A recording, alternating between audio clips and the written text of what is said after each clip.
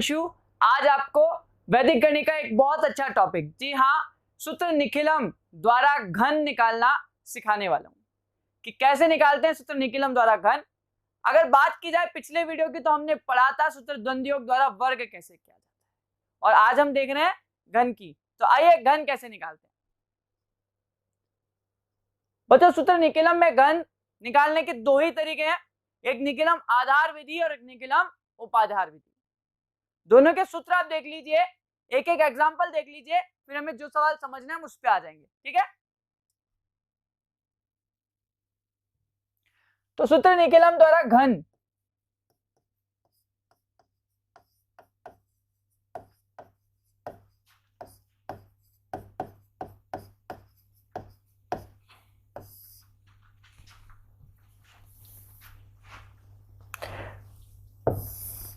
तो देखिए सबसे पहले मैं बात कर रहा हूं आपके पास यहां आधार विधि की। अब आधार का मतलब क्या है बच्चों, अगर आपकी संख्या 10, 100 या 1000 के करीब है तो वो आधार विधि से हल होगा, ठीक है। तो देखिए इसके लिए जो सूत्र काम में ले रहे हैं, वो जो सूत्र है वो कह रहा है कि विचलन का कर दो क्यूब, 3 इंटू विचलन का स्क्वायर और संख्या प्लस माइनस 2 गुना विचलन, संख्या प्लस माइनस 2 गुना विचलन।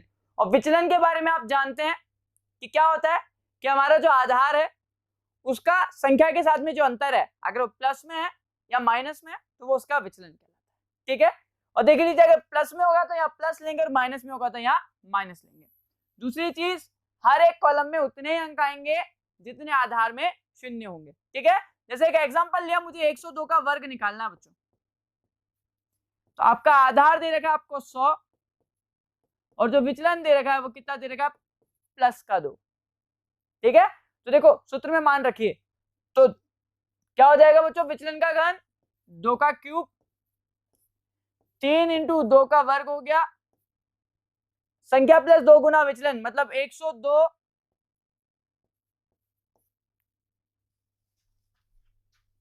एक मिनट बच्चों, देखिए 102 प्लस 2 गुना 2, तो देखो 2 दूनी 4, 102 के अंदर 4 जुड़ा 106, 2 दूनी 4 थी अब 12 और 2 का क्यूब कितना होता है बच्चों, घन कितना होता है 8, 2 दूनी 4 दूनी 8। अब हर एक कॉलम में देखो कितने अंक आएंगे, आधार में कितने जीरो है बच्चों 2, कितने अंक आएंगे 2।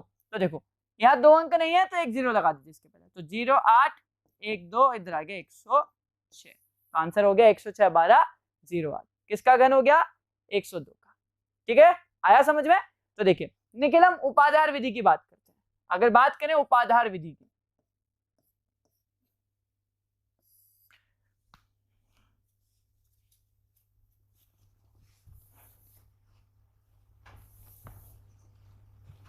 तो बच्चों उपाधार विधि को कैसे हल करते हैं ये देखिए। इसके लिए जो सूत्र होता है वो कह रहा है कि विचलन का क्यूब हो गया बच्चों 3 इंटू विचलन का वर्ग कर दिया आपने, लेकिन साथ में यहां पर इसको गुणा भी कर देते हैं हम उपाधार अंक के साथ में, जो आपका उपाधार अंक आएगा उसके साथ में यहां पे इसे गुणा भी कर देते हैं। इसके बाद में जो हमारे पास चीज आ रही है वो कह रहा है इसके आगे संख्या प्लस 2 गुना विचलन, या माइनस भी आ सकता है, इसको फिर से गुणा करना आपको उपाधार अंक के वर्ग के साथ में, उपाधार अंक का आप वर्ग करके भी इसको गुणा कर सकते हो और ये आपका यहाँ पर सूत्र पूरा हुआ, जी हाँ, ठीक है। तो देखिए एक एग्जांपल ले लेते हैं, उससे मैं आपको समझाता हूं। मान लीजिए मुझे वर्ग निकालना है 21 का क्यूब, घन निकालना है, तो इसका आधार कितना है बच्चों, निकालेंगे तो 21 को कैसे लिखेंगे, 2 इंटू 10 प्लस का 1, है ना। तो ये आधार हो गया 10, 2 क्या हो गया उपाधार अंक और 1 क्या हो गया विचलन, मान रख दें। तो देखो कह रहा विचलन का क्यूब मतलब 1 का क्यूब, उपाधार अंक इंटू 3 इंटू विचलन का वर्ग, उपाधार अंक कितना बच्चों 2 इंटू 3 इंटू विचलन का वर्ग कितना हो गया 1 का वर्ग। अब देखिए कह रहा संख्या प्लस माइनस 2 गुना विचलन, संख्या कितनी है बच्चों 21, विचलन प्लस का है तो प्लस आएगा 2, इंटू विचलन, 2 गुना विचलन 1 है, इस पूरे को गुणा करना है आपको उपादार अंक के वर्ग के साथ में। तो उपादार अंक कितना बच्चों 2, इसका वर्ग करके इसको गुणा कर दीजिए, मतलब यहाँ आ गया 2 का वर्ग। हल करें तो देखिए 1 का क्यूब होता है 1, 3 दूनी 6 एकम 6।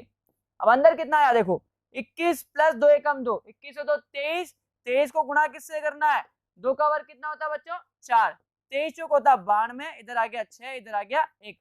और हर एक कॉलम में कितने अंक, जितने आधार में शून्य है, कितने अंक है शून्य, 1 शून्य, तो 1 अंक आएगा, मतलब 1 6 और 92, 9261। क्या निकाल लिया हमने, किसका वर्ग, किसका घन निकाला 21 का।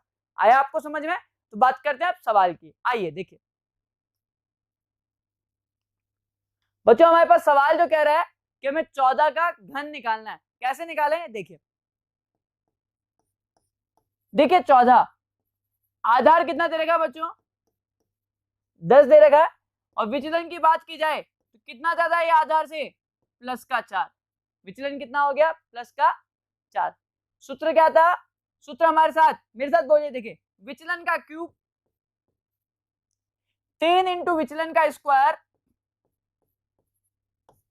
ठीक है। इसके बाद था संख्या प्लस 2 गुणा विचलन, विचलन कितना बच्चों 4, ये था। तो देखिए बच्चों 4 दूनी 8, 14 के अंदर आपने 8 को जोड़ा, 4 चौक 16, 16 को 3 से गुणा किया 48, और 4 का घन कितना होता है 4 चौक 16 चौक 64। देखो 14 और 8 कितना हो गया बच्चों 22, ये कितना हुआ 48, इधर कितना आ गया 64। और हर एक कॉलम में कितने अंक, जितने आधार में शून्य होंगे। तो देखिए 4, 48 और 6 को जोड़ा 54 का 4, हासिल लगी 5, और 22 में 5 जोड़ा 27। तो कितना आ गया हमारे पास, किसका घन आया 14 का, कितना आ गया 27 44। आया समझ में। तो देखिए एक और सवाल, तो बच्चों देखो हमारा जो सवाल है वो कह रहा है 97 का हमें निकालना है घन। तो देखो कैसे करना है। अच्छा सबसे पहले बात कर ले आधार की, कितना आधार है बच्चों इसका 100, और अगर विचलन की बात की जाए तो कितना कम है बच्चों 100 से 3, तो कितना हो जाएगा माइनस का 3। आया समझ में। सूत्र में मान रखे हैं विचलन का क्यूब माइनस के 3 का क्यूब हो गया, 3 इंटू विचलन का वर्ग, संख्या प्लस 2 गुना विचलन प्लस माइनस, तो माइनस है तो माइनस लगा दे, संख्या माइनस 2 गुना विचलन कितना है 3। तो देखिए 97 में से कितना कम किया 6, माइनस का वर्ग प्लस में होता है, 3 क्या 9 तिया 27। अब देखिए माइनस की संख्या का आप घन करोगे तो हमेशा माइनस में आएगा, मतलब माइनस का 27, ठीक है। देखो 97 से 6 घटाया 91, 27, और इधर आ गया माइनस का 27। अब देखिए जब कभी भी इस तरह से माइनस की संख्या आ जाए तो इसको हल करने का तरीका क्या है वो समझ लो बच्चों। जब कभी भी यहाँ पे माइनस की आ जाए तो इसको हटाने के लिए हम हासिल देते हैं इसके ठीक पहले वाली संख्या से। तो मान लीजिए 27 है तो यहाँ से मैं 1 हासिल दूंगा, और यहाँ पर 1 हासिल का मतलब जितना आधार है ना आपका उतना मान होता है, मतलब यहाँ से 1 हासिल जाएगी, इसका मतलब कितना गया 100 गया, और यहाँ से 1 कम ही होगा, ठीक है। तो देखिए यहाँ पे 91 हो गया, मैंने यहाँ से 1 हासिल दे दी तो इधर 1 कम हो गया, कितना हो गया 26, और यहाँ कितना चला गया 100, तो 100 में से आपको घटाना है यहाँ पे 27 को। यहाँ पे हासिल जब देते हैं उसमें से सीधा इस संख्या को घटा देते हैं।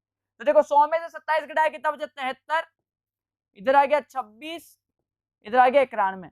अब देखो हर एक कॉलम में कितने अंक आएगा, आधार में शून्य देख लो 2, कितना अंक आना चाहिए 2, मतलब इधर 73, 26, इधर आ गया 91, तो 91, 26, 73 आपके पास आंसर हो गया किसका 97 का क्यूब घन, ठीक है। तो बच्चों आज हमने सीखा कि सूत्र निकलम द्वारा घन कैसे किया जाता है, और अब हम बात करेंगे अगर अगले वीडियो की, तो यहाँ पर हम जो पढ़ेंगे कि उपसूत्र आनुरूपेण द्वारा घन कैसे निकाला जाता है। कुछ सवाल जो आपको नहीं करवाए गए वो आपको वीडियो के अंत में जो मॉड्यूल मिलेगा वहां से आप कर सकते हैं। और एक और चीज कि जैसे हमारी 1.2 पूरी होगी आपके लिए क्विज के क्वेश्चंस तैयार होंगे, और ऐसे सवाल आपको करने होंगे बहुत आसानी से केवल इन सवालों के अभ्यास के द्वारा, ठीक है बच्चों। मिलते हैं हमारे अगले वीडियो के अंदर, जहां हम उपसूत्र आनुरूपेण की बात करेंगे घन निकालने के लिए। आपका बहुत बहुत शुक्रिया इस वीडियो को देखने के लिए।